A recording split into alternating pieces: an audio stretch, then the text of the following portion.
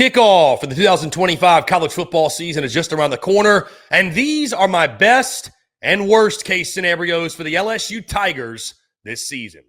Hello, everyone. I'm Chris Phillips of SEC Unfiltered. Appreciate each and every single one of you tuning in. As always, make sure you like, subscribe, turn notifications. Check us out via podcast, where we get your podcasts. You can also find us across all social media platforms, as well as our website, SECUnfiltered.com. And as always, we're brought to you by our friends over at FanDuel. Visit FanDuel.com/SECU to join today and get started with $250 in bonus bets when you win your first $5 bet. Once again, that's FanDuel.com/SECU to get $250 in bonus bets today. It's a big season upcoming on the Bayou. College football playoff or bust, and a pivotal year for Brian Kelly, no doubt. These are my best and worst case scenarios for the Bayou Bengals this season. And once again, guys, know these are not predictions. This is simply my ceiling and floor for the LSU Tigers in the upcoming season. And guys, first, let's take a look at the schedule, because the schedule obviously goes a long way in determining what the ceiling and the floor of a season is, because there's no such thing as an easy SEC schedule. But not all SEC schedules are created equally. And certainly, shit will get real out of the gate for LSU when they travel week one to the other Death Valley in the upstate of South Carolina and take on the Clemson Tigers in non-conference play, a night game. Certainly one of the headliners of week one, and one that serves as a major opportunity to be a tone setter to the 2025 season for LSU. And guys, I think we all know at this point, the track record for Brian Kelly and LSU of late when it comes to season openers, an opportunity to get that dreaded monkey off your back and just silence the conversation, because you know what everyone, including us, is going to be talking about: LSU's struggles in those season openers. So you're at Clemson week one in a game that really, guys, is going to feel like a college football playoff showdown. It's not an eliminator by any means, but it's going to have the feeling of a game that we could see in the postseason down the road. Week two, you're still in non-conference. You have Louisiana Tech at home. Then you open SEC play at home the following week against the Florida Gators. Night game at Tiger Stadium at Death Valley in Baton Rouge. It is going to be an electric scene. This is a rivalry in itself, and certainly Florida, a team, both of these teams with playoff aspirations. The following week, you jump back back into non-conference play, out of conference play, as you take on Southeast Louisiana, and then you really get in the meat of your schedule. You're at Ole Miss. You face South Carolina coming off a bye week. Then you're at Vanderbilt. You take on Texas A&M. Then you're at Alabama to get the month of November going, of course, coming off that bye week. And certainly that will be one of the games of the year, undoubtedly. Then your final three-game stretch: Arkansas at home, Western Kentucky at home, before you close out the season at Oklahoma. It's a difficult SEC schedule. I don't think it's the most difficult SEC schedule, but I think it's fairly workable, right? You've got some really big games at home: Florida, South Carolina, A&M. I'm going to throw Arkansas in there as well. Your road trips, obviously the one at Clemson to open up the season's big, is really, really difficult. At Ole Miss, you'll try to make it back-to-back wins over them. At Vandy should be manageable. All due respect, the Doors. At Alabama, certainly, guys, we know about that one, that big rivalry game going to Bryant-Denny, where LSU's actually had more success against Alabama there than they've had in Baton Rouge. And then at Oklahoma to end the season, it kind of depends on what they are. Arkansas and Oklahoma both in your last three games. It kind of just depends on what they are, is how difficult those games will be when you get to that point. But all in all, guys, a schedule that, again, there's no excuses, certainly. There's no excuses for LSU about the schedule.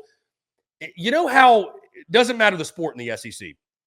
You feel like when you went on the road, you didn't just gain a game against the opposition. You gained a game and a half, or you got up 2 games. Like, that's how big of a deal winning on the road is. That's kind of the feeling for me when you play that game at Clemson. Like, if you can beat Clemson in week one, you know, just the same way that I don't think losing the game kills your playoff chances. Just because you win that one, it doesn't mean you're a lock after 1 week. But I tell you guys, the street to the college football playoff is paved of LSU gold if you can win that game in week 1. I mean, it really, really is. Something would have to go terribly wrong throughout the rest of the way, I think, for you to miss that mark that is the playoff. So with that in mind, guys, as we talk best case and worst case scenarios for the LSU Tigers, my best case I've got is 11-1. And I think that would include a win over Clemson. I do. In a best case scenario, I think you win that season opener. But a couple of things that I think would have to happen in a best case scenario. Number one, it starts with Garrett Nussmeier. For most of these teams and most of these best case scenarios, it does start with the quarterback position. And for Garrett Nussmeier specifically, it's cutting down on the turnovers. Bottom line, we've heard about it all offseason. Heck, he's talked about it. He's said all the right things.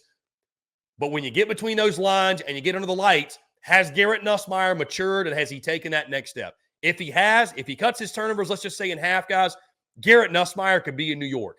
He could be at the Heisman Trophy ceremony. Heck, Brian Kelly said he's expecting him to do that.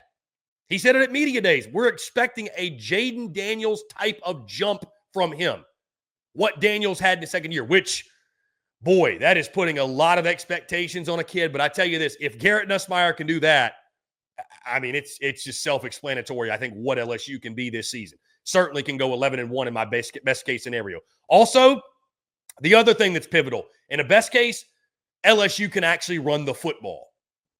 That's a big part of it. I know you lose Will Campbell. I know you lose Emory Jones. But you've got Caden Durham back. And weirdly enough, if your offensive line can get better, because they can't be much worse run blocking than they were last year. If the offensive line can take a step forward, get better, open up some running lanes, Caden Durham's a guy who's going to take advantage. Heck, he was able to bust a couple last year with no running lanes. So if you can get the running game going to help out Garrett Nussmeier, and then all your weapons you had on the offensive side, just kind of simply, guys, live up to expectations because they're all super talented. Nick Anderson, Barryon Brown, you added via the portal. Aaron Anderson back, obviously. Bauer Sharp at the tight end spot. Chris Hilton at wide receiver, who was at media days in Atlanta. And there's other guys I'm not even mentioning. Trades Green also with the tight end spot. Those guys live up to the hype and the expectations.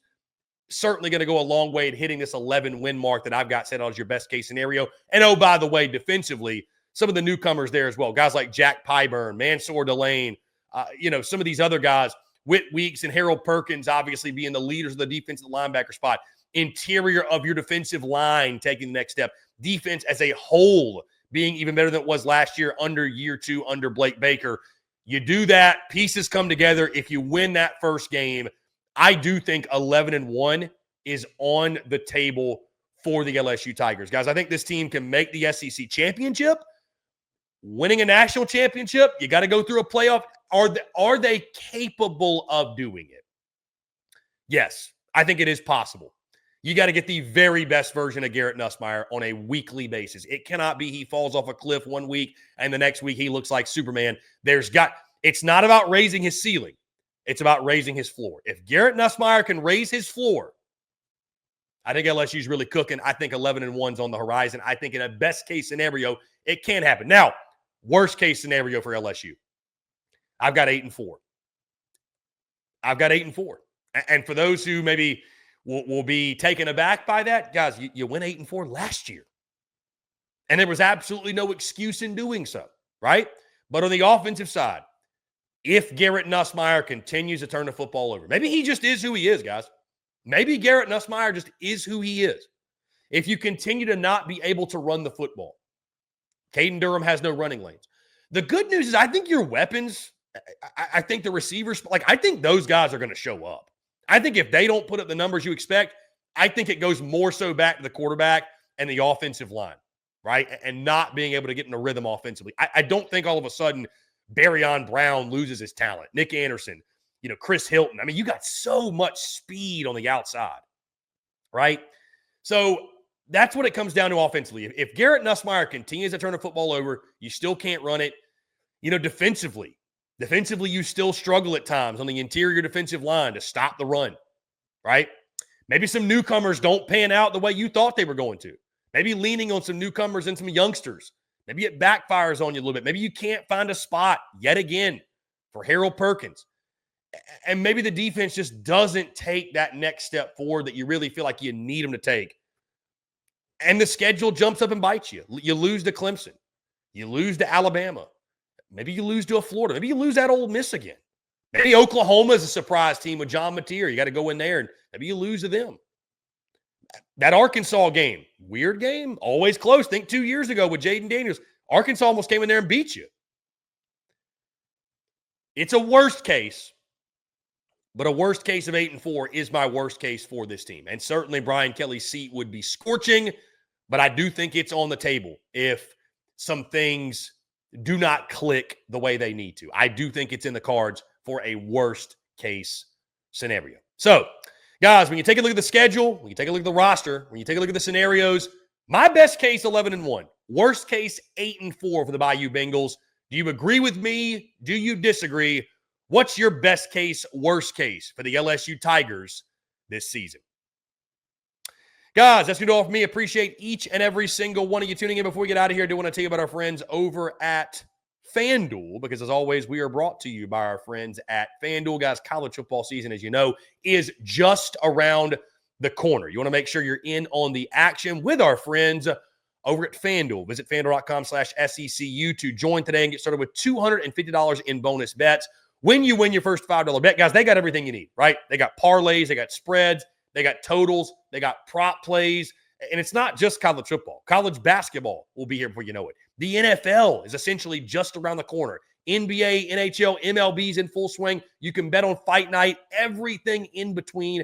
They've got it over at FanDuel. Visit FanDuel.com/SECU to join today. That's FanDuel.com/SECU to get that $250 deposit bonus when you win your first $5 bet. Guys, that's going to do all for me. Appreciate each and every single one of you tuning in. As always, make sure you like, subscribe, turn on notifications. Check us out via podcast. Where you get your podcast, you can also find us across all social media platforms, as well as our website, SECUnfiltered.com. Till next time, I'm Chris Phillips of SEC Unfiltered. Appreciate each and every single one of you tuning in, and we'll catch you all on the other side.